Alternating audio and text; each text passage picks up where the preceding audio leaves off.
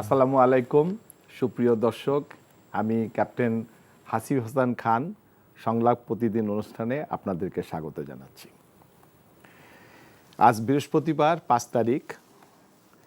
আমাদের কেমন চলছে আমাদের নির্বাচনী প্রচারণা, এই বিষয়টি বোঝার জন্য এবং জানার জন্য আমরা দুইজন আলোচককে আমাদের স্টুডিওতে আমন্ত্রণ জানিয়েছি।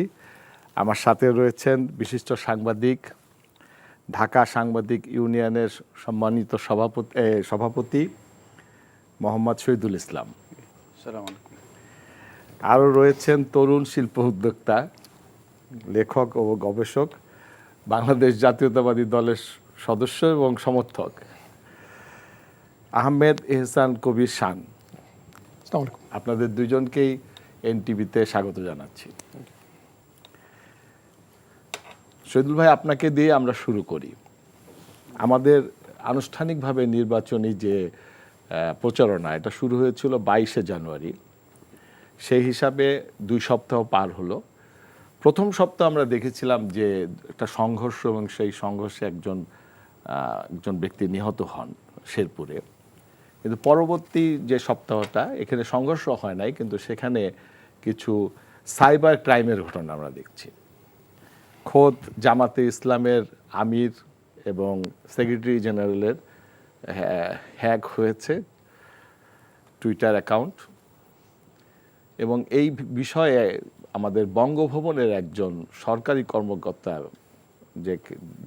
যাকে ডিবি গ্রেপ্তার করেছেন এবং আজকে তার জামিন হয়েছেন।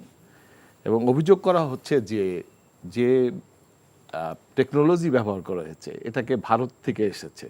এই বিষয়টা নিয়ে আপনার কাছে একটু জানতে চাই। জি, প্রথমেই আপনাকে ধন্যবাদ জানাচ্ছি, আপনার মাধ্যমে এনটিভির দর্শক শ্রোতাদেরকে ধন্যবাদ জানাচ্ছি। একই সাথে ধন্যবাদ জানাচ্ছি আমার সহ আলোচককেও। তো যে বিষয়টি আপনি উত্থাপন করলেন যে আমাদের নির্বাচনী আনুষ্ঠানিক প্রচারণা শুরু হয়েছে 22 জানুয়ারি থেকে। তো সেই হিসেবে আমরা 2 সপ্তাহ পার করেছি প্রচারণায়। তো দেখুন, আমাদের এই জুলাই বিপ্লবের পরে যখন আমরা একটি নতুন বাংলাদেশ পেলাম, যেই প্রত্যাশা নিয়ে এদেশের ছাত্র জনতা জীবন দিল, তো সেইখানে আমরা একটি নতুন বাংলাদেশের প্রত্যাশা এদেশের সাধারণ মানুষের সাথে আমাদেরও। তো একটি অন্তর্বর্তীকালীন সরকার আসলেন, তারা পর্যায়ক্রমে নানা ধরনের শঙ্কা সংশয় ছিল আমাদের, যে নির্বাচনটা নির্দিষ্ট সময় হবে কিনা, নির্বাচন আদৌ হবে কিনা, নির্বাচন হলে যে দলগুলো অংশগ্রহণ করবে কারা অংশগ্রহণ করবে, নানা ধরনের প্রশ্ন ছিল। তো সব প্রশ্নের অবসান ঘটিয়ে নির্বাচনের শিডিউল ডিক্লেয়ার হলো। এরপরে নির্বাচনের সময় ঘনিয়ে আসছে। তো আনুষ্ঠানিক প্রচারণাও শুরু হয়েছে 22 জানুয়ারি থেকে। তো আজকে 5 জানুয়ারি। তো আমরা 2 সপ্তাহ পার করেছি। তো দেখুন, যে আমরা মনে করেছিলাম যে এবারের নির্বাচনী প্রচারণাটা গণতান্ত্রিক পরিবেশের মধ্য দিয়ে হবে। রাজনৈতিক দলগুলো যারা অংশগ্রহণ করেছে নির্বাচনে, তারা পরমত সহিষ্ণুতার পরিচয় দেবেন, গণতান্ত্রিক প্র্যাকটিস তাদের মধ্যে থাকবে। তো সেখানে নির্বাচন আসলে প্রচারণা, পাল্টা প্রচারণা এটি থাকে, এটি স্বাভাবিক আমাদের মতো তৃতীয় বিশ্বের গণতান্ত্রিক দেশে। তো আমাদের দেশে সে ধরনের কিছু প্রতিযোগিতা থাকবে, প্রতিদ্বন্দ্বিতা থাকবে, কিন্তু সেটি প্রতিহিংসার পর্যায়ে পৌঁছবে এটি এদেশের মানুষ প্রত্যাশা করে নাই এই জুলাই বিপ্লবের পরে অন্তত। তো সেখানে আমরা কিছু এরকম ঘটনা দেখছি, যেটি আপনি বললেন যে একটি ঘটনা শেরপুরে ঘটেছে। সেখানে বাংলাদেশি জামাত ইসলামের একজন উপজেলার নেতা, উপজেলার কোনো একটা উপজেলার সেক্রেটারি, তাকে নির্মমভাবে আঘাত করে হত্যা করা হয়েছে। এটি অত্যন্ত নিন্দনীয় এবং দুঃখজনক ঘটনা। তো আমরা বলবো যে এটি তাৎক্ষণিকভাবে যেমন জাতীয়তাবাদী দলের পক্ষ থেকে তারা দুঃখ প্রকাশ করেছে, বলেছে তারা এটাকে অ্যাড্রেস করে কিছু কথা বলেছে। তারপরেও আসলে সাধারণ মানুষ এই ধরনের সহিংসতা আসলে দেখতে চায় না। এটি আমরা প্রত্যাশা করি না এই নতুন বাংলাদেশে। তো সেটি আমার মনে হয় যে এরপরের সপ্তাহ যদি আমরা হিসাব করি, যে ওই ধরনের সহিংসতার পরে সারা বাংলাদেশে বড় ধরনের সহিংসতা দুই দলের মধ্যে না হলে সংঘর্ষ হয়েছে, কিন্তু মারা যান নাই।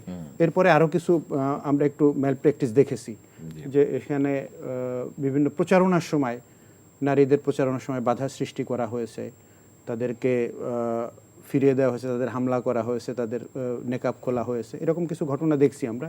এটি আসলে দুঃখজনক। তো এই ঘটনাগুলো না ঘটলেও যারা এই ঘটনাগুলো ঘটাচ্ছেন, আমি বলবো যে যেই রাজনৈতিক দল থেকে ঘটাক, শীর্ষ পর্যায় থেকে তাদের একটা ইনস্ট্রাকশন যাওয়া দরকার। এই ঘটনার মধ্য দিয়ে আসলে আমি বলবো সাধারণ জনগণের সমর্থন বাড়ে না, এতে সমর্থন কমে আরও। এটা যারাই করুক, দেশের মানুষের, আমরা তো সেই পেশি শক্তির রাজনীতি আসলে দেখতে চাই না। বাংলাদেশের মানুষ নতুন একটি রাজনীতি দেখতে চায়। বাংলাদেশে যে নতুন রাজনীতির কালচারটা কেমন হবে সেটি নিয়ে আমাদের অনেক কথা হয়েছে এর আগে, যে আমরা প্রতিযোগিতা করব, আমাদের ভিতরে প্রতিদ্বন্দ্বিতা থাকবে, কিন্তু প্রতিহিংসার পর্যায়ে যাতে আমাদের এই প্রতিযোগিতাটা না যায়। তো সেখানে আমার মনে হয় যে দিন দিন সেদিকে কেন যাচ্ছে এই বিষয়টা আমার একটা প্রশ্ন ছিল। তো আমরা আমাদের জায়গা থেকে আমরা রাজনৈতিক দলগুলোকে আমরা অনুরোধ জানাতে পারি, দেখুন যে আমরা তো নতুন বন্দোবস্তের রাজনীতির কথা বলি, আমরা বলি যে পরমত সহিষ্ণুতার রাজনীতির কথা।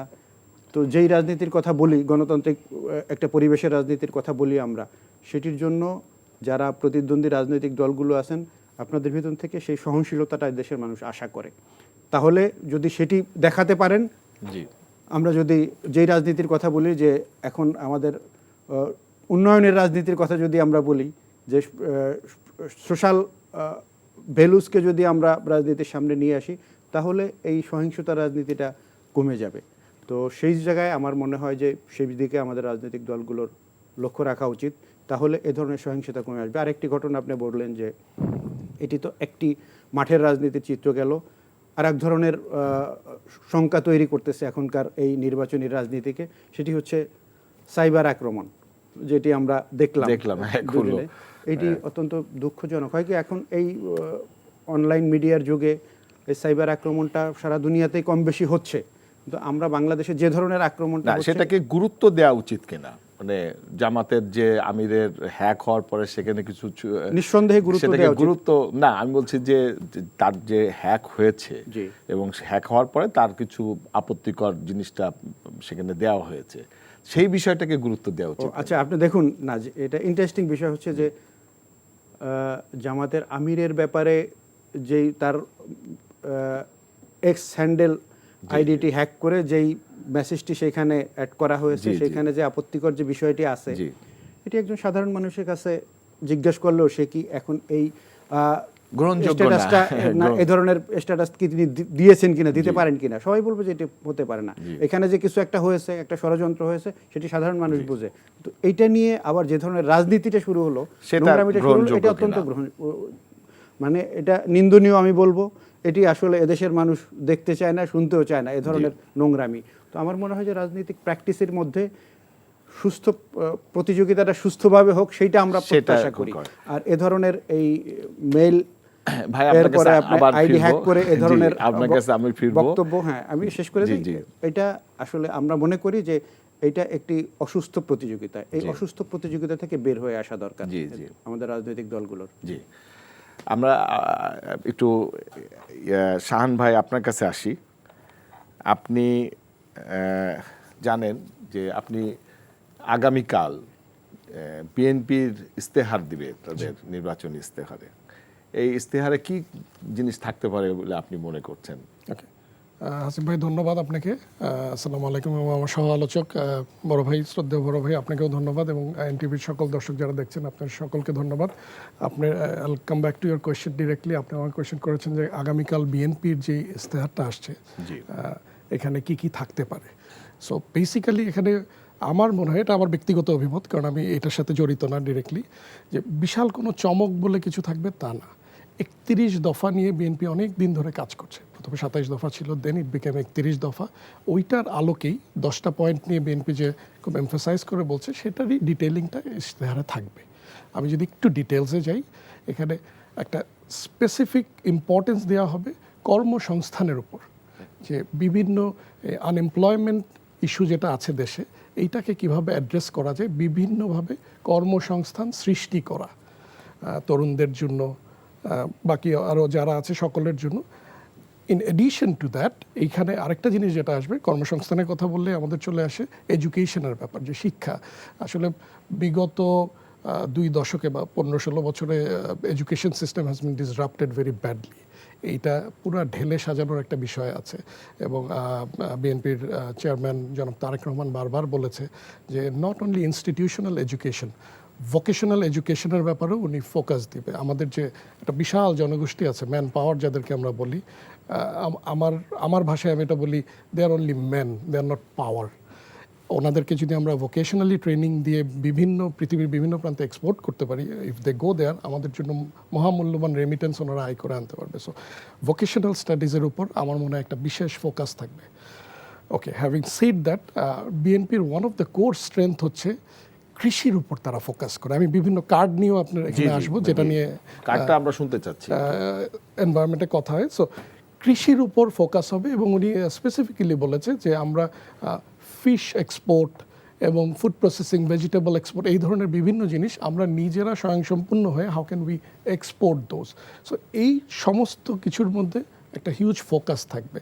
আর আরেকটু এখন সারফেসে যে কথাটা চলে, নারীর ক্ষমতায়ন, আমাদের majority population 50.76 if I am not wrong, মানে মেজরিটি হচ্ছে নারী কর্মসংস্থান। আমি নিজে একটা গার্মেন্টস রান করি, সো আমার ইন্ডাস্ট্রি নারীর, দে আর দ্য মেইন পাওয়ার যারা ইন্ডাস্ট্রিটা রান করে। বাংলাদেশের garments industry dependent on the women workforce of the nation. তো নারীর কর্মসংস্থান, নারীর ক্ষমতায়ন এবং নারীর ক্ষমতায়ন, বিকজ ওনাদেরকে ছাড়া আমরা আগাতে পারবো না। আপনি 50% পপুলেশনকে কার্টেল করে বাংলাদেশের উন্নতি আমার অ্যাটলিস্ট মনে হয় না এটা সম্ভব। সো এইখানে একটা বিশেষ ফোকাস থাকবে। হ্যাভিং সেড দ্যাট, আমি চলে আসি একটু কার্ডগুলোকে টাচ করে যাই। কার্ডগুলোর ব্যাপারে অনেক কিছু বলা হয় যে এটা ফিজিবল না, এটা এই হবে না, ওই হবে না, but he has a plan. উনি অ্যাটলিস্ট, আমি একটা করে যদি বলি, ফার্মার্স কার্ডের ব্যাপারে যেটা আছে যে আমাদের একটা বিশাল জনগোষ্ঠী, main population they are involve with agriculture. তো এগ্রিকালচারের এই সেক্টরটাকে আমরা যদি একটা কমন ডেটাবেস, একটা কমন প্ল্যাটফর্মে না আনতে পারি, আর কতদিন? We have to bring it there. উনি 10,000 টাকা করে এর নিচে যা লোন আছে সেটা মকুফ করে দেয়া, আর অনেক স্কিম আছে, বাফার স্টক স্কিম থেকে ধরে বিভিন্ন কিছু, একটা সেন্ট্রালাইজ সিস্টেম কীভাবে করা যায়, দ্যাট ইজ হিজ প্ল্যান। বাস্তবায়ন কতটুকু হবে এটা তো আমরা আসলে পরে বলতে পারবো। Now it is in a vision board, এইটা ভিশনে যাবে। আগামী 5 বছরে আমরা দেখতে পারবো উনি যদি ক্ষমতায় আসে, দেশের মানুষ যদি ওনাকে নিয়ে আসে, যে আসলে এটা কি করতে পারছে। So that is about the farmers card, একটা মেজর ইম্পর্টেন্স বাংলাদেশের। আরেকটা বলেছে ফ্যামিলি কার্ডের ব্যাপারে যে জিনিসটা আছে, যে প্রত্যেকটা পরিবার বলতে এক্সপেক্টেড একটা 50 লক্ষ পরিবারের কথা উনি বলেছে। সো সবার কাছে একটা কার্ড দেয়া, এই কার্ডটার একটা মনিটারি ভ্যালু থাকবে। এখন এইটার একটা অ্যামাউন্ট মেনশন করা হয়েছে, 2,000 থেকে 2,500 টাকা ওই কার্ডের ভ্যালুটা হবে। সো এইটা নট নেসেসারি যে এই কার্ডটা সকলে অ্যাভেল করবে, নট নেসেসারি ডে ওয়ানে সকলে এই কার্ডটা পাবে, আস্তে আস্তে পাবে। এখন আমার পয়েন্ট অফ ভিউ থেকে আমি যদি বলি, 2,000 টাকা হয়তো আসলে আমরা 3 জন যদি কোথাও খাইতে বসে, কফি খেতে বসলাম, এটা চলে যাবে। বাট একটা আমার গার্মেন্টসের একটা ওয়ার্কার, নিম্নবিত্ত একজন মানুষের জন্য it is a very important role. So that is his vision, উনি এটা দিয়ে আগাতে চাচ্ছে। So we should all wish him best of luck for that. এইগুলোই রিফ্লেকশন ইশতেহারে থাকবে। আর আরেকটু জাস্ট অ্যাড করে দিই, এটার সাথে হেলথ কার্ডের একটা কথা বলা আছে। কারণ বাংলাদেশের স্বাস্থ্যখাত নিয়ে আমরা আসলে সবাই অ্যাওয়্যার, এটা একটা যেন তেন অবস্থা, ইট is a very expensive business for any one. So এইটাও ওনার ভিশনে আছে। আর জাস্ট অ্যাডিশন করে যদি দিই, আইটি সেক্টর নিয়ে কিছু কাজ করবে, সেমিকন্ডাক্টর নিয়ে উনি বলেছেন। সো ওভারঅল সব কিছু নিয়েই ইশতেহারে একটা রিফ্লেকশন থাকবে। আর এর সাথে ফান্ডামেন্টাল কিছু রিফর্ম তো আসলে আমাদের প্রয়োজনীয়। এটা আসলে আমাদের ইনস্টিটিউশনগুলোর অবস্থা তো যা তা, মানে I am very sorry to say that বিদেশে যাওয়ার সুযোগ হয়েছে, দেখেছি আমাদের ইনস্টিটিউশনে হাত দিতে হবে, অ্যাকাউন্টেবিলিটি এনশিওর করতে হবে। সো ওইটারও একটা রিফ্লেকশন ইশতেহারে থাকবে, আমি আশা করি, আই এক্সপেক্ট ফর দ্যাট। এবং আমি জামাতের যে ইশতেহারটা ছিল, দ্যাট ইজ আমাদের মনে প্রত্যেকটা ইশতেহারই আমাদের অ্যাপ্রিসিয়েট করতে হবে। যে এনসিপি যেটা দিয়েছে, দ্যাট ইজ দেয়ার ভিশন। এটা কতটুকু বাস্তবায়ন হবে এটা বোঝা যাবে যে ক্ষমতায় আসবে, তখন তাদের রেজাল্ট দেখে। Thank you. শহীদুল ভাই, আপনার কাছে একটু আসি। আমরা সবসময় পজিটিভ রাজনীতির কথা বলছি, তো আমাদের ঢাকা 17 আসনে যিনি জামাতের একজন ক্যান্ডিডেট নির্বাচন করছেন, ওনার একটা ভিডিও ভাইরাল হয়েছে।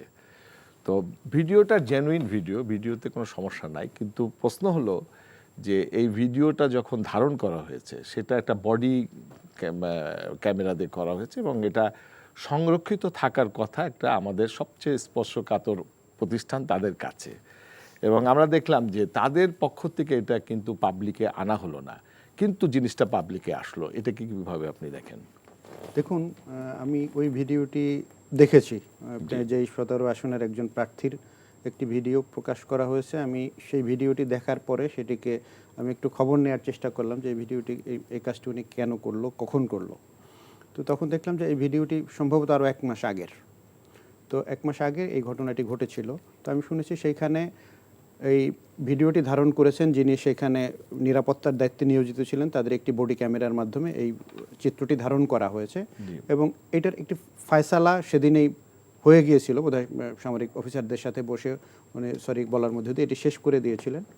তো 1 মাস পরে সেই ঘটনাটি প্রকাশ্যে আসলো। তো এই ভিডিও চিত্রটি কারা এটিকে বাইরে সাপ্লাই করলো, কারা কাদেরকে দিল, এটা আবার প্রকাশ করা হলো। তো এটা প্রথমত যেই এলাকার ভিতরে এই ভিডিওটি ধারণ করা হয়েছে সেটি সেনাবাহিনীর একটি স্পর্শকাতর এলাকা নিঃসন্দেহে। সেখানকার এ ধরনের ঘটনা বাইরে যাবে তাদের মানে নলেজের বাইরে, এটি আমরা প্রত্যাশা করি না, সাধারণ মানুষও প্রত্যাশা করে না। আমার মনে হয় এটি সেনাবাহিনীর পক্ষ থেকে এটি একটু খতিয়ে দেখা দরকার যেটি কারা বাইরে বের করছে।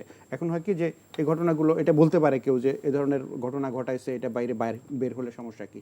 সাধারণ এলাকায় এটি যদি হতো তাহলে কোনো সমস্যা ছিল না। এটি নিয়ে যেমন আমাদের সেনাবাহিনীর আইনশৃঙ্খলা মানে নিরাপত্তার বেষ্টিত যে এলাকা সেটা নিয়ে এক ধরনের প্রশ্ন তৈরি করে। এটি কি একজন মানুষের চরিত্র হনন করবার জন্য, এটি কি পরিকল্পিতভাবে তার ভোট কমানোর জন্য ব্যবহার হয়েছে কিনা, এই ধরনের প্রশ্ন সৃষ্টি হয়। তো আমার মনে হয় যে এ ধরনের ষড়যন্ত্র এর ভিতরে তো নিঃসন্দেহে আছে। তো এখন আমার মনে হয় যিনি এটিকে ফাঁস করেছেন, এটিকে সাপ্লাই করেছেন, এটি বের করা দরকার।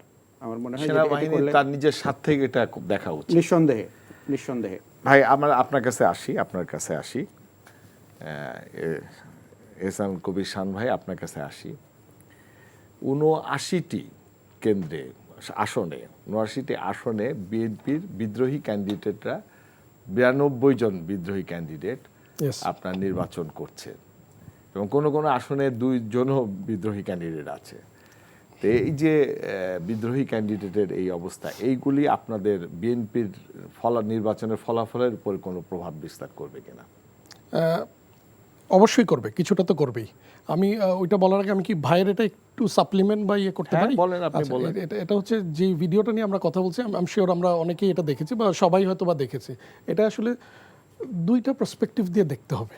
একটা হচ্ছে যে ওনার যে ব্যবহারটা ছিল দ্যাট ওয়াজ হার্টফুল, আর দ্বিতীয়টা হচ্ছে এই ভিডিওটা আসারই কথা না বাইরে। সো 2টাকেই আমার ইকুয়ালি ক্রিটিসাইজ করতে হবে। আর হ্যাভিং সেড দ্যাট, আমি একটু ইন্টারাপ্ট করি। যেহেতু এটা আমরা একটা শব্দ ব্যবহার করি যে উদ্দেশ্য প্রণোদিত, যখন ভিডিওটা দেখা গেছে যে এই ভিডিওটা পাবলিকে গেলে ওনার জন্য ক্ষতিকার হবে, তখনই কিন্তু এটা পাবলিকে দেওয়া হয়েছে। সেইখানে প্রশ্ন যে এটা যদি সেনাবাহিনী তার আইএসপিআর দিয়ে এটা প্রকাশ করত তাহলে কোনো সমস্যা না, কিন্তু সেনাবাহিনীর একটা সংরক্ষিত একটা না মানে জিনিসটা তো তাদের অ্যাসেট, সংরক্ষিত অ্যাসেট, এটা বাইরে আসলো, এটাই প্রশ্ন যে এটাকে দিল। যদি সেনাবাহিনী দিত, তাদের আইএসপিআর থেকে এটা দিত, তাহলে আমাদের প্রশ্ন করার কোনো কিছু ছিল না। কারণ হলো যে উনি যে কথাগুলো বলেছেন সেটা যে মানুষ তার বিপক্ষে যাবে এটা বুঝার পরে কিন্তু এটা দেওয়া হয়েছে। I understand your point, but ইস্যুটা হচ্ছে ভাই একটা প্র্যাকটিস তো দাঁড়িয়ে গেছে, এর কল রেকর্ড লিক হওয়া, এর ওইটা লিক হওয়া, না সেটা তো আমাদের একটা পরিবর্তন আনতে হবে। আমরা তো এই প্র্যাকটিসটা করেছি, সেই প্র্যাকটিসটা করার পরে তো আমরা 17 বছর ফ্যাসিস্ট সরকার আপনার উপরে ছিল, আমরা তো সেই জায়গার থেকে ফেরত যেতে যাচ্ছি। হাসিব ভাই এখন মনে করেন যে কেউ এই যে উপকার করার নামে 2টা দলের ভিতর যে বিরোধ সৃষ্টি করতেছে, সেই মানুষগুলোর তো বের করা উচিত আমাদের। ইউ আর অ্যাবসলিউটলি রাইট, কিন্তু একটা জিনিসও মনে রাখতে হবে যে 5ই আগস্টের আগে আর পরে আমাদের আশা ছিল অনেক চেঞ্জ হয়ে যাবে, রাত দিন হয়ে যাবে। আসলে এটা তো মানে ফিজিবলি দিস ইজ নট পসিবল, এবং ওইটাই হয়েছে। কিছু প্র্যাকটিস থেকে আপনি যেমন এখানে এই পজিশনে ঢুকতে সময় লেগেছে 17 বছর বের হইতে না লাগলেও কিছু সময় লাগবে, it will take some time এই ম্যাল প্র্যাকটিসেসগুলো বাদ যেতে। সো ক্রিটিসাইজ দুইটা এন্ডকেই করতে হবে। আর যেহেতু আপনি আমাকে প্রশ্ন করেছিলেন, আইল get back to my question, যে আমাদের রেবেল ক্যান্ডিডেট নিয়ে যে জিনিসটা আছে, ওইটার সাথে যে জিনিসটা আছে যে পিপল নোজ, মানুষ জানে, মানুষ এত বোকা না। মানুষকে আসলে বোকা মনে করার ইয়ে থেকে আমাদের একটু বের হয়ে আসতে হবে, যে এই ভিডিওর জন্য যে ওনার ভোট কমবে আমার মনে হয় না। কিছুটা কমতে পারে, কিছুটা এফেক্ট পড়বে, বাট মেজর কিছু যদি হবে, ইফ ইজ পপুলার, ওনার যদি পপুলারিটি থাকে খুব একটা এফেক্ট পড়বে না। বাট আমি এইটাও এক্সপেক্ট করি আমার ক্যান্ডিডেট থেকে, যেহেতু নতুন বাংলাদেশের কথা আমরা বলি, যে আমার ক্যান্ডিডেটরা এমন ব্যবহার করবেনই না, এটা আমার দলের জন্য অ্যাপ্লিকেবল, যে এরকম ব্যবহার করবেনই না যেটা নিয়ে আঙ্গুল তোলা যায় বা যেটা নিয়ে কথা বলা যায়। আমার প্রথম এক্সপেকটেশনটা আমার ক্যান্ডিডেটের কাছে, যে আপনারা এটা করবেনই না, আপনারা নতুন বাংলাদেশের ক্যান্ডিডেট। সব জায়গায় হচ্ছে এটা, আনফরচুনেটলি অবশ্যই দুঃখজনক ব্যাপার। এটা তো অবশ্যই। আর না, আপনি ওই প্রশ্ন উত্তর দেন যে এটা ৭৯টা। এটা তো খুব ডিফিকাল্ট কোয়েশ্চেন, বাট আজকে আমরা 5ই ফেব্রুয়ারি আছি। জি, আমার বিশ্বাস আরও সময় যত নির্বাচনের কাছাকাছি আসবে, নির্বাচনের শেষ সপ্তাহে আমরা আছি, এইটার নাম্বার আমরা অলমোস্ট জিরো না দেখলেও অনেক নেমে আসবে, এটা আমরা আশাবাদী। আর সেকেন্ড অফ অল হচ্ছে মার্কা বা দলের উপর একটা বিশ্বাস আছে, এটা আপনি অল অফ আ সাডেন আমরা এটা মুছে ফেলতে পারবো না। 17 বছর একটা দলের স্ট্রাগল, আমি বিএনপির পয়েন্ট অফ ভিউ থেকেই বলছি। এখানে অনেক ত্যাগী নেতা আছে যারা এখানে রেবেল ক্যান্ডিডেট হিসাবে দাঁড়িয়েছে, তাদেরও অনেক কন্ট্রিবিউশন আছে। So it was not easy to accommodate every one. So I am sure দলের high command will take some decision, will talk to them, এবং এইটাকে একটা মিটিগেট করে আনা হবে। বিকজ যদি at the end of the day আমরা 12 তারিখে নির্বাচনের মাঠে গিয়ে এই পর্যায়েই থাকে, এটা বিএনপিকেই সবচেয়ে বেশি ক্ষতি করবে। আপনি বলতে চাচ্ছেন যে এটা প্রভাব আমি নেগেটিভ হবে? আশা রাখি এটা। জি ভাই, আপনার কাছে ফেরত আসি, শহীদুল ইসলাম ভাই আপনার কাছে আসি। আমাদের ফ্যাসিস্ট সরকারের সময় আমরা দেখেছিলাম যে একটা সাংবাদিকদের একটা বিরাট অংশ এই রাজনৈতিক লেজুর ভিত্তি করেছেন।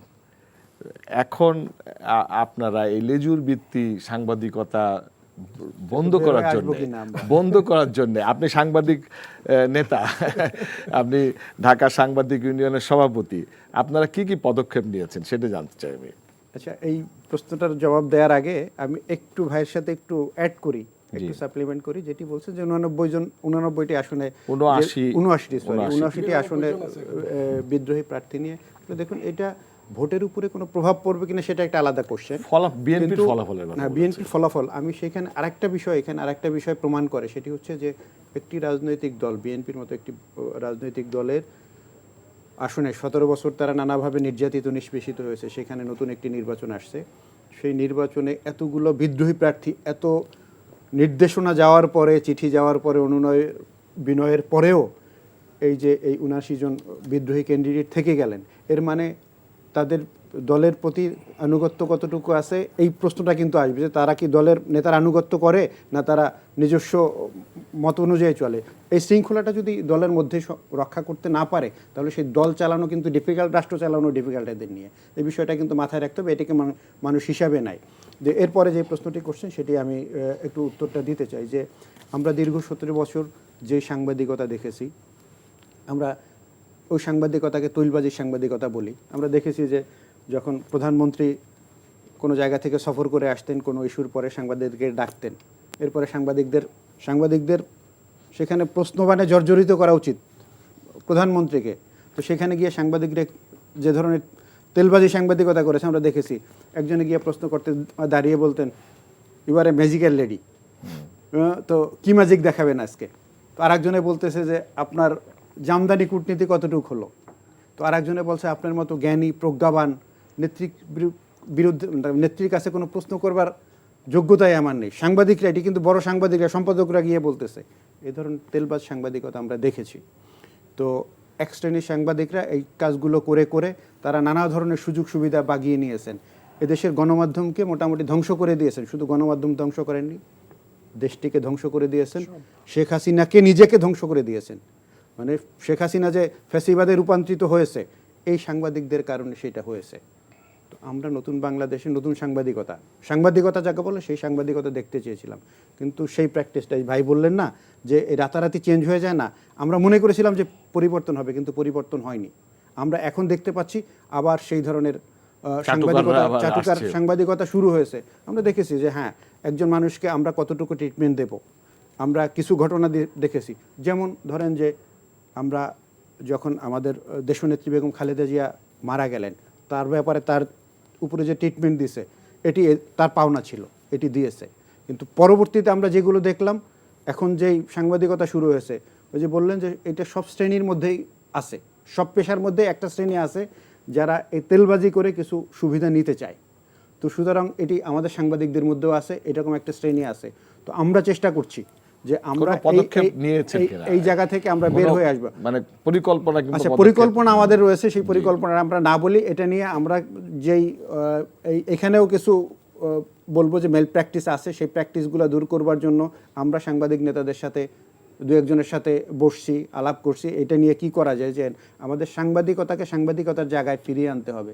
আমাদের পেশাদার সাংবাদিক যদি তৈরি না হয়, এই চাটুকার সাংবাদিক তৈরি হলে ভবিষ্যতে যারা ক্ষমতায় আসবে তারা যদি সেই পিছনের মতো প্র্যাকটিস তারা শুরু করেন, তাদেরকে ঘিরে আবার এক ধরনের সাংবাদিক তৈরি হয়, তাহলে ওই ধরনের ফ্যাসিবাদ তৈরি করবে আবার বাংলাদেশে। সুতরাং সেই জায়গা থেকে দেশকে রক্ষা করবার জন্য, পেশাকে রক্ষা করবার জন্য আমাদের একটি ভূমিকা নিতে হবে। এটি শুধু আমার একার নিলে হবে না, এটির জন্য আমাদের তথ্য মন্ত্রণালয় আছে, আমাদের বিভিন্ন সাংবাদিক সংগঠনগুলো আছে, আমাদের বিভিন্ন গণমাধ্যম আছে, তাদেরকেও সেই চিন্তাটি করতে হবে। আরেকটি বিষয় আছে এখানে, শুনুন, যে এটা শুধু সাংবাদিকরা যে করে এইটা না, আমাদের এই গণমাধ্যমের মালিক শ্রেণী যারা রয়েছেন তাদের ভিতরে একটা অসুস্থ প্রতিযোগিতা দেখা যায়, যে তাদের নানা ধরনের ব্যবসা থাকে, সেই ব্যবসাগুলোকে তারা সুবিধা নেয়ার জন্য তারাও চিন্তা করে যে পজিশনে কারা আছেন, পাওয়ারে কারা আছেন, তাদেরকে আমার হাতে রাখা দরকার, তাদেরকে একটু সুযোগ সুবিধা বেশি দেওয়া দরকার, এই ধরনের চেষ্টা চিন্তা তাদের মধ্যেও আছে। সুতরাং আমরা সেই জায়গা থেকে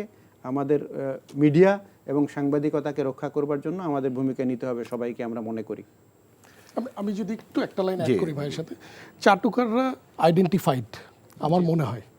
সো ওনাদের থেকে সবাই সাবধানই থাকবে, বিকজ নাহলে যেটা ভাই বলল যে লাস্ট রেজিমে শেখ হাসিনার ফ্যাসিস্ট হয়ে ওঠার পিছনে এবং নিজেকে ধ্বংস করার পিছনে that played a huge role.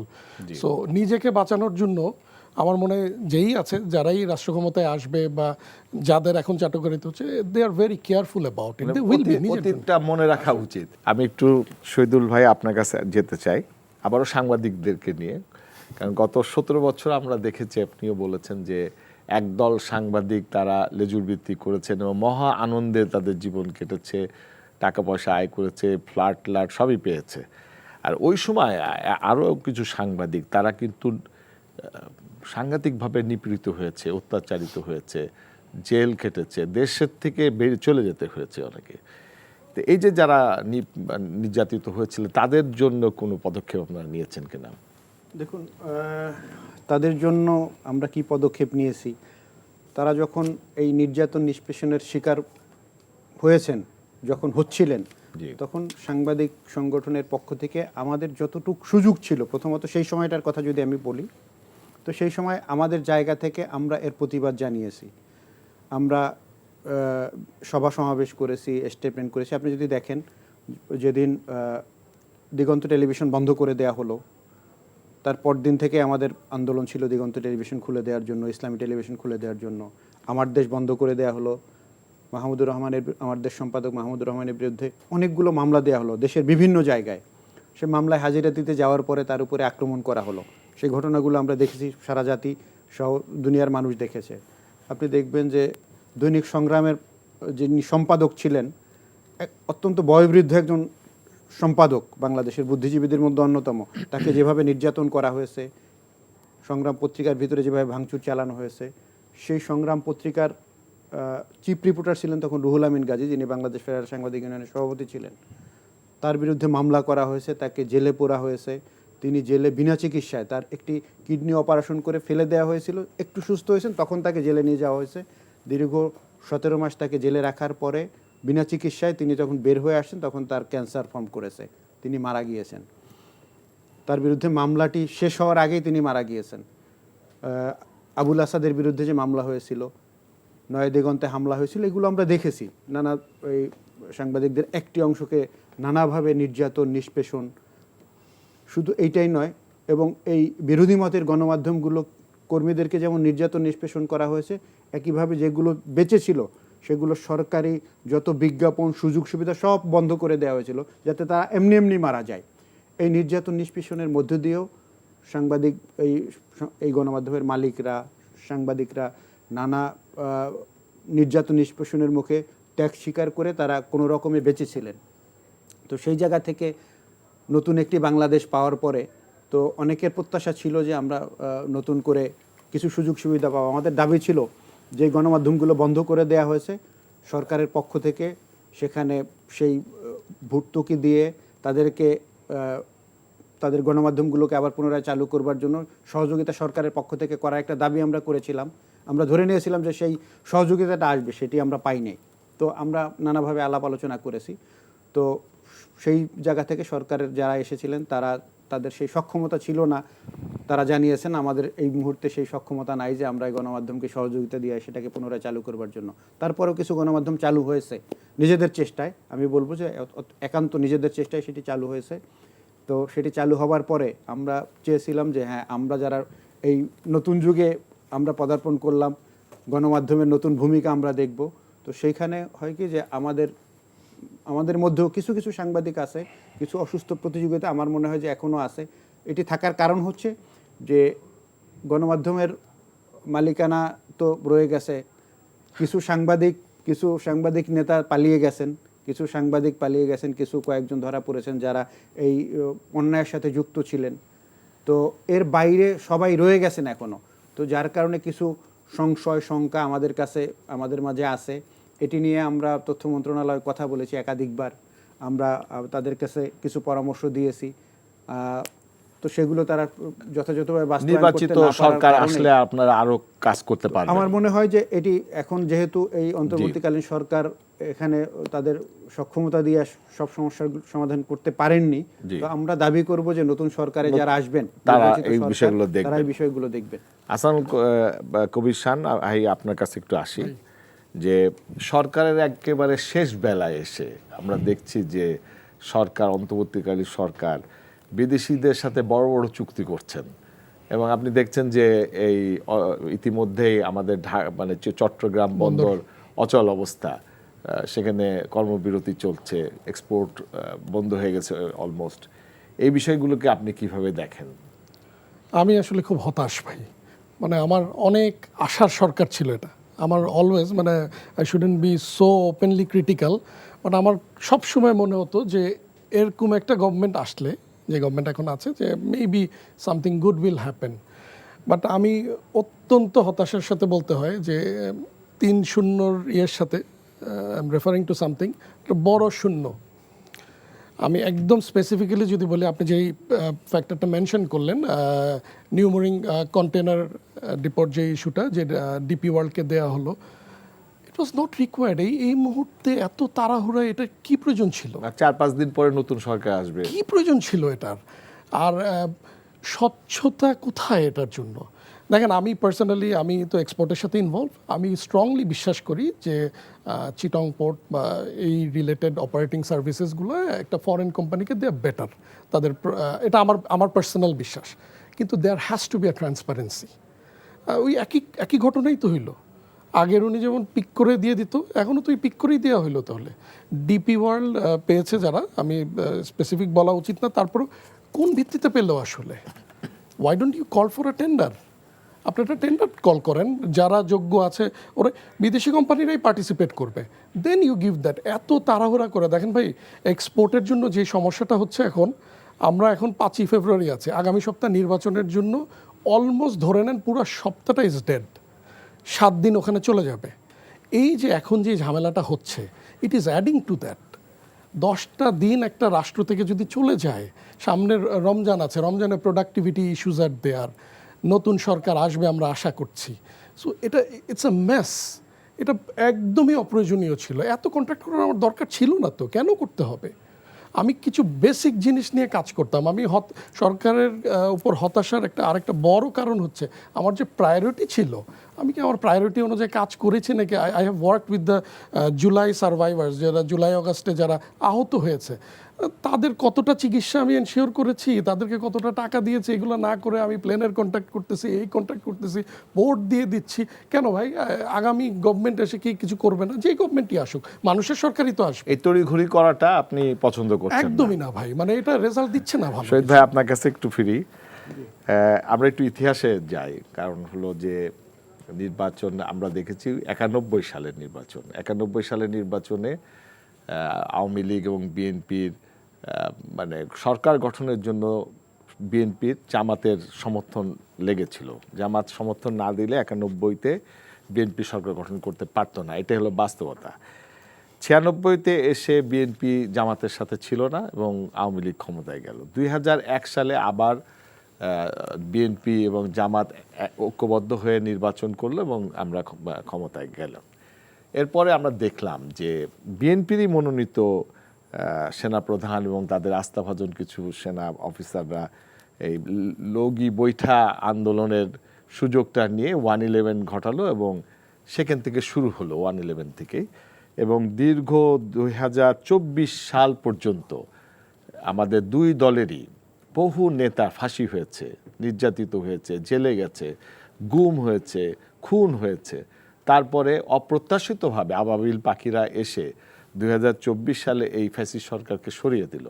এখন আমরা নির্বাচনের দিকে যাচ্ছি, কিন্তু যে ভাষায় আমরা দুই দল কথা বলছি তার পরিণতি কি হতে পারে আপনার মনে হয়? এই বিষয়টি আপনি যেই ধারাবাহিকতা উল্লেখ করলেন 91 সাল থেকে আজকে 2026 সাল, এখানে আমাদের যেমন কিছু ভালো ইতিহাস আছে, কিছু দুঃখজনক ঘটনাও আছে এর মধ্যে। যে দুঃখজনক ঘটনার মধ্য দিয়ে আমাদের বাংলাদেশটা যে পর্যায়ে যাওয়ার কথা ছিল, এই ঘটনাগুলোর কারণে 91 সালে যেভাবে একটি নির্বাচন হয়েছে, 96 সালে এসে সেই ঐক্যটা, 91 সালে যে ঐক্য তৈরি হয়েছিল সেই ঐক্যটা 96 সালে আমরা ধরে রাখতে পারিনি। তো এর পিছনে অনেকগুলো কারণ ছিল আমি বলবো। সেই ইতিহাস যদি দেখেন যে সেই কারণগুলো, যেখানে সরকার গঠন করবার পরে 91 সালে তো বিএনপি সেইবারে যখন জামাত ইসলামের সমর্থন নিয়ে বিএনপি সরকার গঠন করলো, সেইবারে জামাত ইসলামী সরকারের কোনো ভাগ নেয় নাই। প্রথমবারে তারা শুধু বিনা শর্তে তাদেরকে সাপোর্ট দিয়েছিল।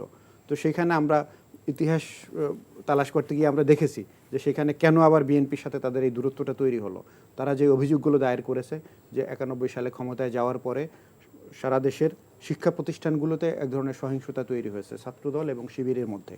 তো শিবিরের অনেকগুলো ছেলে নিহত হয়েছিল সেই সময় ছাত্রদলের হাতে, যার কারণে ওই ঘটনাগুলোকে সামনে রেখে এরপরে কেয়ারটেকার গভর্নমেন্টের আর একটা ইস্যু ছিল, এই দুইটা তিনটা ইস্যু নিয়ে বিএনপির সাথে একটা দূরত্ব তৈরি হলো, যার কারণে 96 সালে একটা ডিভাইডেশন হওয়ার পরে আওয়ামী লীগ ক্ষমতায় আসে। এবং আওয়ামী লীগ ক্ষমতায় আসবার পরে আমি বলবো যে বিএনপি এবং জামাত দুটি দলে আবার বুঝতে পেরেছে যে আমাদের ভিতরে ঐক্য না থাকলে এখানে আরেকটি আধিপত্যবাদী শক্তি এখানে অবস্থান তৈরি করবে এবং আমাদের দেশের জন্য এটা ক্ষতিকর। পরবর্তীতে আবার তারা ক্ষমতায় এসছে। ক্ষমতায় আসবার পরে এরপরে যখন আমি বলবো যে তাদের কিছু ভুল সিদ্ধান্ত ছিল, আমার মনে হয় যে তাদের সেনাবাহিনীর প্রধান নিয়োগের ক্ষেত্রে, অন্যান্য কিছু প্রধান বিচারপতির ইস্যুতে এই ভুলগুলো সিদ্ধান্তগুলোর কারণে একটা সুযোগ তৈরি হয়েছিল তাদের, যার কারণে আমাদের এই দীর্ঘ 17 বছর পর্যন্ত নির্যাতন নিষ্পেষণের মধ্য দিয়ে যেতে হয়েছে, নানা ধরনের অত্যাচারের মধ্যে দিয়ে। তো তারপরে নতুন একটি বাংলাদেশ, যেটি বললেন যে ওই রাজনীতিতে আমরা 2013 এবং 14 সাল থেকে যদি দেখি, সেই সময় একটি ম্যাসিভ আন্দোলন হয়েছিল সারা দেশে। এই আন্দোলনটাকে কেউ কেউ বলেছিল যে আরেকটু কন্টিনিউ করলে সরকারের পতন হয়। সেই সময় সেই 14 সাল থেকে 26 সাল পর্যন্ত অপেক্ষা করতে হয় না। তো সেইখানে আমরা সেই কাজটি করতে পারিনি, এদেশের রাজনীতিকরা করতে পারেনি আমি বলবো। তো এরপরে দেখা গেল যে সেই সফলতা আসলো ছাত্র, যাদেরকে বললেন আপনি যে আবাবিল পাখির অভ্যুত্থানের মধ্য দিয়ে এই নতুন একটি বাংলাদেশ আমরা পেলাম। নিঃসন্দেহে এর পিছনেও তো কারো না কারো ভূমিকা আছে, কাজ আছে, পরিকল্পনা আছে, এটি এমনি এমনি হয় নাই। তো এরপরে আমরা কি চেয়েছিলাম, এখন আমরা কি পাচ্ছি, ব্যাপারটা হলো ওইখানে যে যেই ত্যাগের মধ্য দিয়ে, যেই রক্তের মধ্য দিয়ে, যেই আহতর মধ্য দিয়ে আমরা ঠিক নতুন বাংলাদেশ পেলাম। এটা পাওয়ার পরে আমাদের ভিতরে যে ঐক্য গড়ে ওঠার কথা ছিল, আমাদের ভিতরে যে সহনশীলতা গড়ে ওঠার কথা ছিল, আমরা কি সেটা শতভাগ হয়েছে? আমি বলবো হয়নি।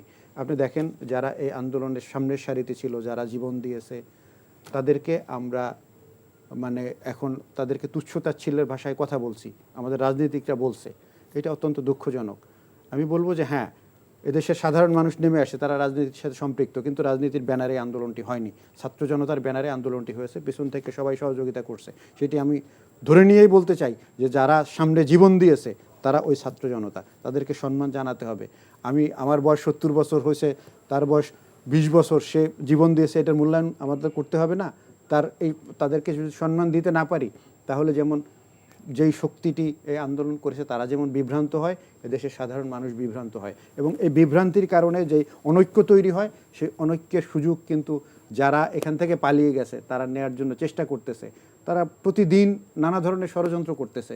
সেই ষড়যন্ত্র তারা বাস্তবায়ন করবার জন্য সীমান্তের ওপারে বসে ষড়যন্ত্র করতেছে, সীমান্ত পার করে এদেশে অস্ত্র পাঠাচ্ছে, লোক পাঠাচ্ছে, তারা বিভিন্ন ঘটনা ঘটাচ্ছে। এর দায় কারা নেবে? এর দায় আমি বলবো, যদি এই রাজনৈতিক দলগুলো সেখানে তাদের সহনশীলতা, তাদের বুদ্ধিমত্তার পরিচয় দিতে ব্যর্থ হয়, তাহলে এই বাংলাদেশ দীর্ঘ 17 বছর যে অন্ধকারের মধ্যে ছিল আরেকটি অন্ধকারের মধ্যে পতিত হবে। সেখান থেকে উত্তরণ আবার কতদিন লাগবে সেটি আমরা জানি না আসলে। সুতরাং রাজনৈতিক নেতাদেরকে এটি ভালো করে ভাবা উচিত। এই দেশটি তাদেরও, এই দেশটি আমারও। সুতরাং তাদেরও ভাবা উচিত। আমরা কথা বলবো, আমরা এখানে বসে কথা বলতে পারি, দু কলম লিখতে পারি, কিন্তু দেশ রাজনীতিকরা চালাবেন। সুতরাং তাদের বড় ভাবনাটা তাদের ভাবতে হবে যে এই দেশ যদি না থাকে, দেশের ভিতরে ঐক্য যদি বিনষ্ট হয়, তাহলে এখানে এটি অন্য একটি দেশের মতো না। আপনি যদি পৃথিবীর অন্য দেশ দেখেন, কারণ একটি দেশ আমাদের 3 দিক দিয়ে ঘেরা, আমাদের অন্য কোনো প্রতিবেশী নাই। তারা যদি চেষ্টা করে আমাদেরকে অস্থিতিশীলতা তৈরি করবার জন্য, আমাদের যাওয়ার কোথায় জায়গা? সুতরাং আমাদের নিজেদের ভিতরে ঐক্য হচ্ছে আমাদের বড় শক্তি। নিজেদের ভিতরে অনৈক্য হলে আমরা আবার সেই অন্ধকারের মধ্যে চলে যাব। আমি একটু শাহান ভাই আপনার কাছে আসি। তারেক রহমান বলেছেন হ্যাঁ ভোটের পক্ষে ভোট দেওয়ার জন্য উনি আহ্বান করেছেন ইতিমধ্যেই। এই হ্যাঁ ভোট জয়যুক্ত হলে আমাদের ভবিষ্যৎ রাজনীতির উপরে কি প্রভাব পড়তে পারে এটা? হ্যাঁ ভাই, এর আগে একটু অ্যাড করে নেই, ঐক্যর তো আসলে কোনো বিকল্প নাই।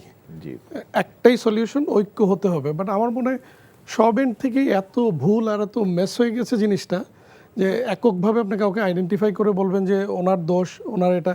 I think everyone is equally culprit in this whole game. ভাই আপনি হ্যাঁ ভোটের কথা বললেন বা না ভোটের কথা বললেন। তারেক রহমান, বিএনপির চেয়ারম্যান জনাব তারেক রহমান সাহেব বলেছে যে হ্যাঁ ভোটের পক্ষে, আবু সাইদ তার স্যাক্রিফাইস, ওটাকে কোট করে উনি বলেছেন। এখানে জিনিসটা হচ্ছে কি ভাই, এটা মানুষের ডিসিশন। আমার মনে হয় আমরা we have to go to the basic. আমরা ডেমোক্রেসির কথা যদি বলি, আমি ফ্যান অফ ডেমোক্রেসি, যে মানুষের উপর ছেড়ে দিতে হবে, মানুষ সিদ্ধান্ত নিবে। মেজরিটি মানুষ, যেহেতু আমরা ডেমোক্রেসিতে বিশ্বাস করি, যে হ্যাঁ হবে না না হবে। সো এখানে হ্যাঁ না এর বিষয়টা হচ্ছে, যেমন কিছুদিন আগে দেখলাম সরকার থেকে প্রচারণা করা হচ্ছে হ্যাঁর ব্যাপারে, পরে ইসি থেকে একটা অবজেকশন তোলার পরে দ্যাট হ্যাজ স্টপ। আমরা 84টা পয়েন্ট যে আছে এইটা নিয়ে কেন প্রচারণা করি না? মানুষকে এটা বলি যে এই বেনিফিট আছে, 84টা পয়েন্ট হচ্ছে এগুলা, এরপরে তুমি ডিসিশন নাও হ্যাঁ নাকি না। আমরা কেন জানি সবাই হ্যাঁর পিছনে দৌড়াচ্ছি? না, আমরা তো জুলাই সনদ অলরেডি আমরা সিগনেচার করেছি অবশ্যই, এবং গণভোটে গেছে জিনিসটা। গণভোটে যাওয়ার পরে কিন্তু হ্যাঁ পাস করলে আপনাকে এটা অবশ্যই এটাকে বাস্তবায়িত করতে হবে, আপনি না বলার কোনো সুযোগ তখন আর নাই। আমি এক্স্যাক্টলি ওই পয়েন্টটাই বলছি। আমি বলছি যে এই যে জুলাই সনদের, আম শিওর এখানে আমরা যারা আছি এখানে আমরাও বলতে পারবো না কতগুলো পয়েন্ট আছে, কি কি পয়েন্ট আছে। আমি বলছি এই পয়েন্টগুলো মানুষের সামনে উপস্থাপন করা। আমি গভর্নমেন্ট থেকে কোনো ইনিশিয়েটিভ দেখি না এটা নিয়ে, যে দিস আর দ্য পয়েন্টস, এইটা অ্যাডভান্টেজ। কারণ এই ঐক্যমত কমিশনে কি হয়েছে, কতজন শুনেছে? I doubt that. বা জুলাই সনদ সাইন হয়েছে, এইটাও আমার গ্রাম বাংলার মানুষ কতটুকু জানে? There is a big doubt about that. So মানুষকে আমি জানাই যে ভাই এইটা আছে, এটা নাই। যেমন বিএনপি বলে দিচ্ছে অফিসিয়ালি ওনারা ক্যাম্পেইন করবে না এটা নিয়ে, বাট তারপরেও চেয়ারম্যান সাহেব এটা নিয়ে বলেছে যে হ্যাঁ ভোটের পক্ষে ভোট দিতে হবে। তো ওই সামহাও আমরা হ্যার পিছনে বা নার পিছনে দৌড়াচ্ছি। যেমন আমার মনে হয় আমি ডিসিশন নিব সকল কিছু বুঝে, যে আমি কি হ্যাঁতে যাব নাকি নাতে যাব। হ্যাঁ হয়ে গেলে দেশ চেঞ্জ হয়ে যাবে, না হয়ে গেলে দেশ চেঞ্জ হবে না। আমি পার্সোনালি এটা মনে করি না, এটা আমার পার্সোনাল অভিমত। আমার মনে হয় দিস ইজ আ প্রসেস। হ্যাঁ, আমাকে কনভিন্স হইতে হবে যে এখানে কিছু কিছু ফ্যাক্টর আছে উইচ আর ভেরি গুড। একসাথে 84টা পয়েন্ট আমি হ্যাঁ বলে হয়তো বা আমি 50টায় রাজি হচ্ছি, 34টায় আমার রেজার্ভেশন আছে। সো এটা আরেকটু সলিউবল করা যেত। এখানেও আমার মনে হয় যে ওই তাড়াহুড়াই আবার যে এখনই হয়ে যেতে হবে, নাহলে পরে আর হবে না। হ্যাঁ, পাস্ট হিস্ট্রি দেখে যেহেতু আপনি ইতিহাসের কথা বললেন, একটা রিস্ক তো থাকে। আমাদের তো হিস্ট্রি আসলে ভালো না, যে আমরা অনেক কিছু ভুলে যাই, আচ্ছা পার হয়ে গেছে আর দরকার নেই, এই জন্যই হয়তো বা তাড়াহুড়াটা ছিল। বাট এই 84 পয়েন্টটা আমি এখনও আবারও বলি, it has to be reach to the people, যে ভাই এই হলো পয়েন্ট, এখন তুমি সিদ্ধান্ত নাও, তুমি কি হ্যাঁ নাকি না। কেউ যদি নায়ের পক্ষে বলে ভাই, আমি তো তাকে বলতে পারবো না তুমি কেন নায়ের পক্ষে, এটা তার ব্যক্তিগত decision, that is his or her right. আমি যদি হ্যার পক্ষে থেকে, এটা আমার ব্যক্তিগত রাইট। উনি বলেছে, ওনার দলের আমি আশা করি অনেকে হয়তো বা ফলো করবে এটা। তো that's all about this. But আমি আশা করি মানুষ, আমি কিসের ব্যাপারে রায় দিলাম, আমাকে তো বুঝে রায় দিতে হবে ভাই, এ তো যেন তেন একটা বিষয় না। শহীদুল ভাই আপনার কাছে আসি। হ্যাঁ, আপনি কিছু বলতে চাচ্ছেন? অ্যাড করে দেই না, জি, জি, যেটা বলেন। বলছে ভাই কারেক্টলি বলছে, কিন্তু এর সাথে আরেকটু এডিশন আছে। আমি মনে করি যে এই যে যেই বোঝার যে বিষয়টা আছে, জি, জি। এখন জাতীয় নির্বাচন এবং গণভোটটাকে একসাথে করার কারণে এটার প্রচারটা আমি বলবো যে যথাযথভাবে হয়নি। জি। এবং এটিকে মানুষের কাছে, এখন মানুষ গণভোট নিয়ে কথা বলবার আগে জাতীয় নির্বাচনটাই তার মাথার মধ্যে, এটি নিয়ে এজন্য আমাদের যারা এই গণভোট এবং জাতীয় নির্বাচনের ব্যবস্থাটি একদিন করেছেন, এটি একটু আলাদা করা উচিত ছিল। এটা গণভোটটা আগে হয়ে গেলে জাতীয় নির্বাচনটা পরে হলে এই সমস্যাটা হতো না আমার মনে হয়। আর যেটি বলছে যে গণভোটটা আসলে ম্যান্ডেটরি এজন্য ছিল যে এই জুলাই বিপ্লবের মধ্য দিয়ে আমরা যে নতুন বাংলাদেশে আসলাম, এই বিপ্লবীদেরকে এটা একটু একটা সেফগার্ড, এই যে এই গণভোটটা আমি বলবো যে এটা এই সরকারের একটা সেফগার্ড। আপনি এই সরকারকে বৈধ কী দিয়ে করবেন? এই সরকার কিসের মধ্যে দিয়ে আসছে? এটা কি সাংবিধানিক কোনো সরকার? সাংবিধানিক সরকার না। এই সরকারকে বৈধতা দিতে হলে এই গণভোটকে বিজয়ী হতে হবে, গণভোট করতে হবে। সুতরাং সেই জায়গায় তো এটার একটা প্রয়োজন ছিল। তো যার কারণে এই প্রয়োজনটা এখন আলোচনা ওইভাবে আসছে না, সুতরাং একটা সমস্যা তৈরি হচ্ছে। এরপরে আপনি যে প্রশ্নটা করতে চাইতেছিলেন একটু ভাই, আমি একটু এক লাইন অ্যাড করে দিতে হ্যাঁ, পারি? বলেন। মানে আমার এই পয়েন্টটা ছিল, আমিও আপনার সাথে একমত যে একদিনে হওয়া নিয়ে আমারও রেজার্ভেশন আছে। আপনি আগের কথা বললেন, আমি হয়তো বা পরের কথা বলবো। যাই হোক, এটা বাস্তবতায় আমরা যেটা পেয়েছি, এখন গণভোট হবে এবং হ্যার পক্ষে আমাদের ভোট দিতে হবে, না হলে এটা ভাই পরের কথা বলছে। তো আমি যদি বলি যে ধরে নেন যদি না ভোট বিজয়ী হয়, তাহলে এই সরকার অবৈধ হবে, এই সরকার যা করছে সবকিছু অবৈধ হবে। এটা মাথায় রাখতে হবে আমাদের, মাথায় রাখতে হবে এটা। ভাই আমাকে তো এমনিও রাটিফিকেশন করতে হবে, there is no alternative, there is no alternative to that. Alternative এখন নাই, হয়তো আগে ছিল, সেটা করা হয় নাই সময় মতো। আচ্ছা শহীদ ভাই, আপনার কাছে একটু আবার আসি। আমি আবারও সেই সাংবাদিকদের কথাই বলছি যে আমরা 17 বছরে সাংবাদিকতা, আপনি যা বলেছেন যে সাংবাদিকদের উপরে মানুষের আস্থা একদম শূন্যে চলে গিয়েছিল, যার কারণে মানুষ টেলিভিশনের খবর দেখতো না, খবরের কাগজ পড়তো না, তারা ইউটিউব এবং ফেসবুকের পরে চলে গিয়েছিল।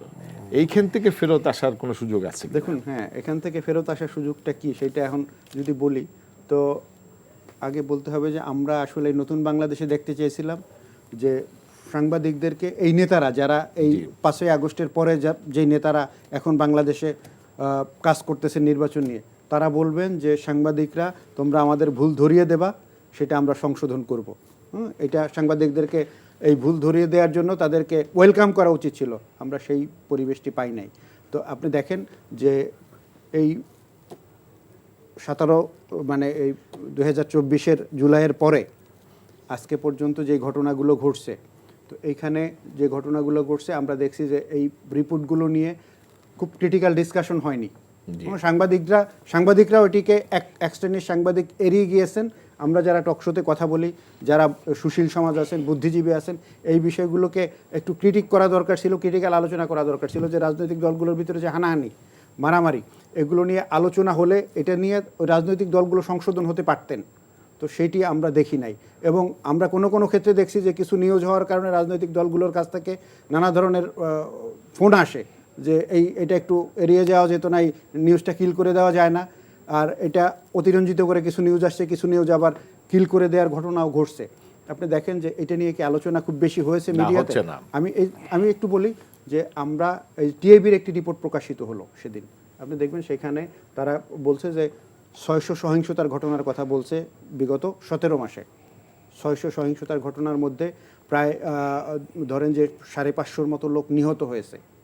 তো এইগুলা রাজনৈতিক দলগুলোর যে এটা হয়েছে কেন, এটা কাদের কারণে হয়েছে, যেই রাজনৈতিক দলগুলোর ভিতরে হয়েছে তারা এটা নিয়ে আলোচনা করবে, সমস্যাগুলো কোথায় ছিল সেটা ধরে ধরে সমাধান করবে। কারণ এই রাজনৈতিক নেতারা তো ঘটনা সেখানে গিয়ে দেখেন না, তারা সংবাদপত্রের চোখ দিয়ে, গণমাধ্যমের চোখ দিয়ে তো সেগুলো দেখেন। মানুষ কি চায়, আলোচনাটা কোথায়, আমার কোথায় সংশোধন দরকার, সেটি হয় নাই। আলোচনা শেষে চলে আসে। তো এই জন্য আমি বলবো, আমি শেষ করি। তো এইখানে যেটি আমাদের আস্থা ফিরিয়ে আনার জন্য, গণমাধ্যমের আস্থা ফিরিয়ে আনার জন্য আমাদের গণমাধ্যম কর্মীদের বড় দায়িত্ব আছে। গণমাধ্যম মালিকদের যেমন দায়িত্ব আছে, গণমাধ্যম কর্মীদের সবচেয়ে বেশি দায়িত্ব সেখানে, যে হ্যাঁ আমরা সঠিক নিউজটি প্রচার করব এবং গণমাধ্যম মালিকদেরকে বাধ্য করা উচিত যে হ্যাঁ এই যেই মাঠ থেকে যেই নিউজগুলো আসবে, সঠিক নিউজগুলো, সেগুলো যাতে তারা প্রকাশ করবার সুযোগ দেয়, সেখানে যাতে তারা কোনো ইন্টারফেয়ার না করে, সেখানে বাধা তৈরি না করে। এইটা যদি হয় তাহলে আস্তে আস্তে গণমাধ্যমের উপরে আবার আস্থা ফিরে আসবে বলে মনে করি। আপনার কাছে একটা লাস্ট প্রশ্ন করি যে আপনাদের দল বিএনপি যদি ক্ষমতায় যায় তাহলে আমাদের প্রতিবেশী ভারত সহ অন্য দেশের সাথে, মানে প্রতিবেশী দেশগুলোর সাথে কি ব্যবসা বাণিজ্য, কি নীতি হতে পারে আপনাদের? ভাই, চেয়ারম্যান সাহেব তো ক্লিয়ারলি বলে দিয়েছে সবার আগে বাংলাদেশ। জি, এটা আমার মনে হয় সকলের জন্য, প্রত্যেকটা বাংলাদেশি মানুষের জন্যই সবার আগে বাংলাদেশ। সমতার ভিত্তিতে সম্পর্ক হবে। আমার প্রতিবেশীর সাথে তো আমি আলাদা করে দিব, ভেঙে দিব, শেষ করে দিব। স্বামী স্ত্রী সম্পর্ক ছিল, সেটা স্বামী স্ত্রীটা আবার একটু বেশি পার্সোনাল হয়ে যায় আর কি, মানে এটা ফ্রেন্ডশিপ হইতে পারে অন গুড টার্মস। আমার নেইবারকে আমি অ্যাভয়েড করতে পারবো না, এটা আমার পার্সোনালি মনে হয়। এবং এই কারণে আমার পার্সোনাল কোনো ক্ষতি যেন না হয় সেটাকে আমি যতটা বিবেচনা করে, যত ওয়েল টার্মসে রেখে এটা করতে পারি। এবং একটু জাস্ট মেনশন করি, বিএনপির এটা একটা বদনামও আছে যে BNP didn't had a good relationship with its biggest neighbour. অতীতে দেখা গেছে টাটার মতো বড় কোম্পানিও ফেরত চলে গিয়েছে। সো এইটাও একটা কারণ, অনেকে মনে করে যে এই 17 বছরে that is one of the reason they were forced not to be in power, কোনোভাবে, কোনো না কোনোভাবে, বিভিন্নভাবে। তো সমতার ভিত্তিতে সম্পর্ক হবে, দ্যাটস অল। এটা যার সাথে হোক, ইন্ডিয়ার সাথে হোক, পাকিস্তানের সাথে হোক। আমাদেরকে শেষ করতে হচ্ছে। সুপ্রিয় দর্শক, আমরা আলোচনা করলাম দীর্ঘ সময় এবং এই আলোচনার যে মূল বিষয়টা বেরিয়ে আসলো সেটা হলো ঐক্য ছাড়া আমাদের সারভাইভাল করা খুবই কঠিন হবে।